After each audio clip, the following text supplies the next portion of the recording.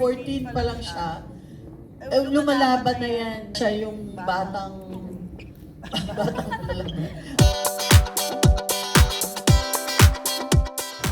Ako nagturo umakit dyan eh. Kaya pala, maganda. Siyempre sasabihin ko magaling siya. Kaya talaga magaling siya. Oo, di ba? Artista ko si Thea sa Prima Donnas. Si Thea, bata pa to, lalaban to. Lumalaban na yan kahit na... You know what? She's 20 years old and then she reminded me na I directed her when she was 14. Yes. So, ang dami na nagdaan ng panahon. So, 14 pa lang siya. Lumalaban na yan. Ano yan, siya yung batang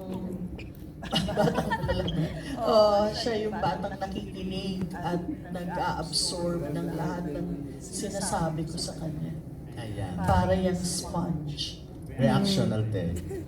Dagdagan ko po yung sinabi ni Direk. Sa totoo lang po, lagi ko pong pinagmamalaki si Direk Gina dahil nga po during Prima Donnas, ang role ko po din is boyish. Ang layo po, di ba? Boyish. At during that time, yung boses ko po, sobrang liit.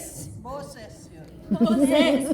First day po ng taping namin, labinggo ako ng Direk. Sabi niya, magtatagal tayo dito kung hindi mo gagawin yung character mo.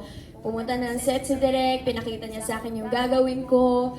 At nung time po nun, halos mangiyak-ngiyak na po ako dahil hindi kasi ako yun, hindi ako boyish.